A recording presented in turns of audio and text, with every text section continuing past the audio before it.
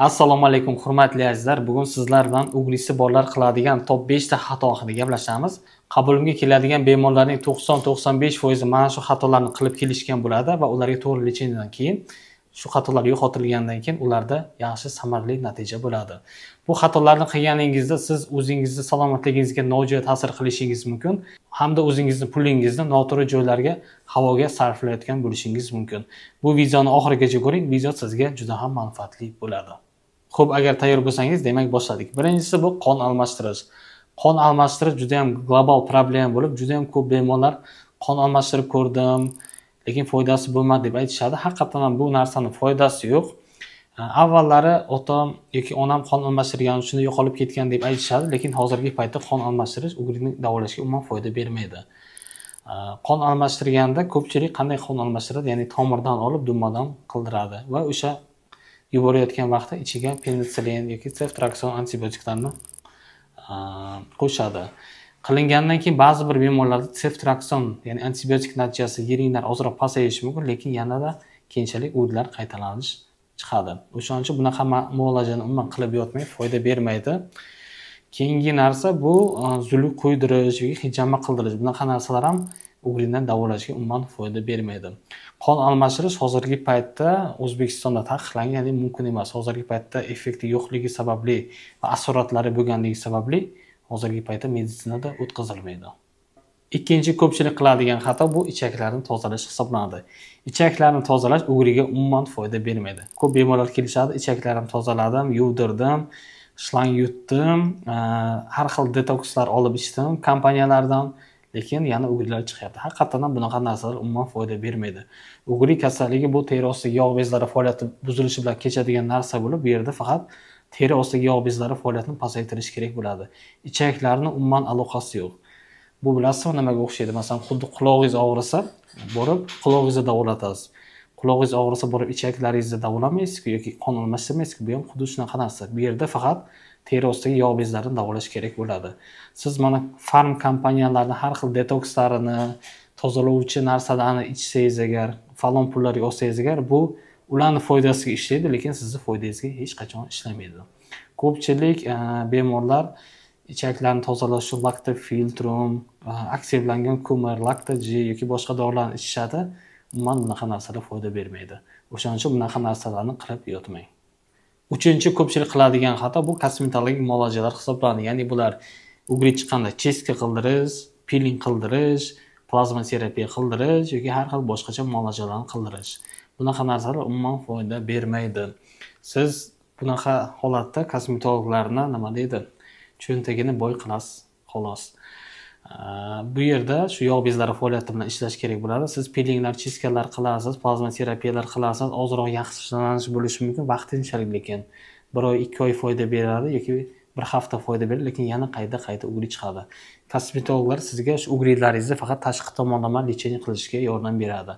Kosmetologlarga siz qachon borishingiz mumkin? Qachonki sizda lecheniyalardan keyin ugrilar ketsa, faqat dog'lari, asoratlari qolgan bo'lsa, estetik muammo uchun borishingiz mumkin bo'ladi. Keyin ko'pchilik kosmetologlarimiz bemorlarimiz borishganda sanda yuzingda dermadekoz bor ekan, yuzingda kana bor ekan deb qo'rqitishadi. Bunaqa narsaga umuman ishonmang. Dermadekoz degan narsa hammamizning terimizda bor. Shunaqa mikroorganizm hisoblanadi. U teridagi ortiqcha yog'larni yeb yurishga yordam beradi. Xuddi terida pilisoz vazifasini bajaradi. Uni yo'qotaman deb million pul sarflaysiz, lekin u baribir turadigan narsa, ya'ni normada bo'ladi u. O'shaning uchun uni yo'qotishga harakat qilmang, u baribir turadigan narsa. Va u narsa ugrini kelib chiqishiga hech qanaqa aloqasi yo'q, sababchi bo'la olmaydi. Bu haqda men Instagram sahifamda video qilganman, yana o'shani ko'rib chiqishingiz mumkin. Batafsil yana tushuntirganman. 4-xato bu xalqimiz orasida juda ham ko'p tarqalgan narsa bu. Agar uylansang yo'qolib ketadi yoki turmushga chiqsang yo'qolib ketadi deb aytishadi. Bu umuman noto'g'ri bo'lgan narsa hisoblanadi. Qabulimga farzandi bor, 2-3 ta farzandi bor erkaklar kelishadi. Menda doktor uylanganman, farzandlarim bor, hali ham ugri chiqyapti deb aytishadi. Yoki bo'lmasam oila qurgan ayollar kelishadi. Farzandliman yoki yaqinda turmushga chiqqanman, hali ham ugrilar chiqyapti deb. Bunaqa narsalar bilan juda ko'p bemorlar shikoyat qilishadi. Oila qurish, jinsiy hayotning boshlanishi ugri kasallikning ketishiga sababchi emas. Agar sizda bitta ikkita ugri chiqayotgan bo'lsa, to'g'ri ketishi mumkin, lekin 4 ta 5 ta ugri chiqayotgan bo'lsa va ugrini o'rta yoki og'ir darajada bo'layotgan bo'lsa, bu unga yechim emas. Qabulimga shu ayollar kelishadi, doktor, mana ota-onam aytishgan ediki, erga tegsang yo'qolib ketadi deb. Erga tegdim, hali ham chiqyapti. Yoki bo'lmasam aytishadiki, bitta farzandli bo'lsang yo'qolib ketadi. Farzandli ham bo'ldim bitta. Keyin aytishdiki, ikkinchisini tug'sang ham yo'qolib ketadi deb aytishadi. Ikkinchisini ham tug'dim, lekin baribir ulgi chiqyapti. Endi nima qilay, uchinchisini ham tug'aymi deb aytishadi.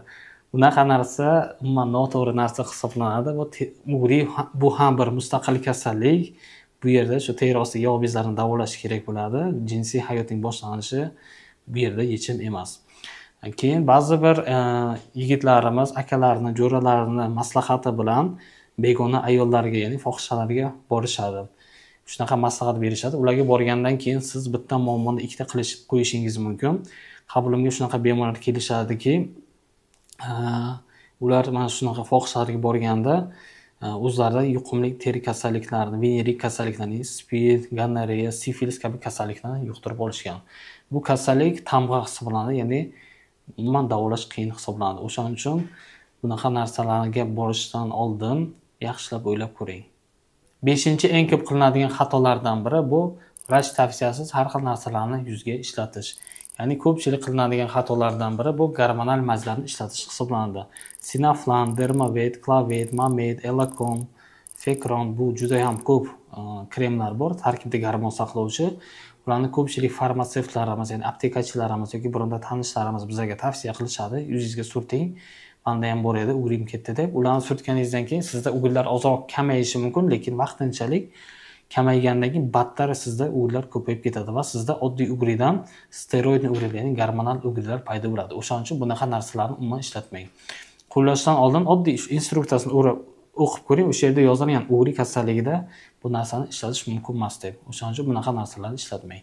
Keyin internetda mana har xil life hacklar bor, ya'ni ugringizni ataga 2000 so'm bilan, 5000 so'm bilan ketkizing yoki bo'lmasam mana bu narsani olib bunga aralashtirib surting deb aytishadi. Bunaqa narsalar ham ugringizni ketkizishga hech qanday foyda bermaydi. Bu naborot o'sha odamni podpischikni yig'ishiga, prosmotr yig'ishiga rol o'ynaydi, lekin sizni yuzingizga nojo'ya ta'sir qilib qo'yishi mumkin.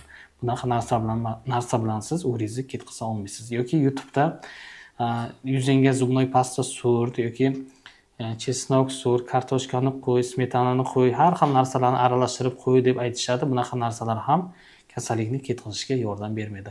Bunaqa narsalarni qilmang. Bunaqa holatda ko'pchilik bemorlarimizda asoratlanish holatlari ham bo'lishi mumkin. Endi ko'pchilik aytishi mumkin, hamma narsani taqiqlab tashladingiz, o'zi qanday davolasa bo'ladi degan fikr bo'lishi mumkin.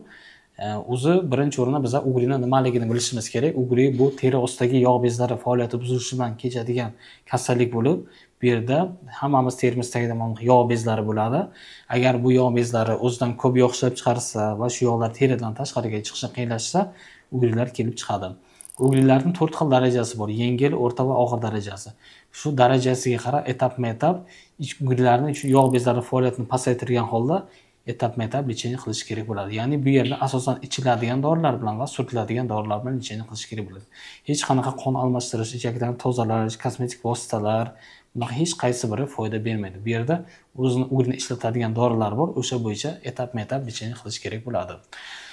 Xo'p, agar sizda ham shunaqa muammo bo'layotgan bo'lsa, men Samarqand shahridagi Royal Med klinikasida ishlayman. Meni qabulimga kelsangiz bo'ladi. Agar siz boshqa viloyatdan bo'lsangiz yoki boshqa davlatdan bo'lsangiz, mening onlayn konsultatsiyamga yozilishingiz mumkin. Buning uchun siz mana quyidagi Telegramga yozishingiz kerak bo'ladi. Menga rasmingizni tashlasangiz, men rasmingiz holatiga qarab, savol-javob qilib, agar onlayn bo'ladigan bo'lsa, onlayn lecheniya qilamiz birgalikda. Va bu kasallikni bir necha oyda bunda etap-etap lecheniya qilib qutulishga sababchi bo'lamiz. Mening natijalarimni shu Instagram yoki Telegram sahifamda ko'rishingiz mumkin. Va o'sha joyda o'zingizni fikringizni yana isbotlashingiz mumkin. Ya'ni mana shuncha odam tuzalyapti, men ham tuzalishim mumkin deb. Agar video sizga yoqqan bo'lsa, pastda like tugmasini bosing va kommentariyada mana shu o'zingizni qilgan xatolaringizni yozib qoldiring, chunki ba'zi bir bemorlar hali ularda ugri endi chiqayotgan bo'lishi mumkin, lekin ishonmasligi mumkin. Bu doktor shuni aytib qo'ydi deb. O'zingizni fikringizni qoldiring, mana shu narsa menga foyda bermagan deb. Va qolganlar ham bu narsaga ishonsin. Ko'rishguncha xayr.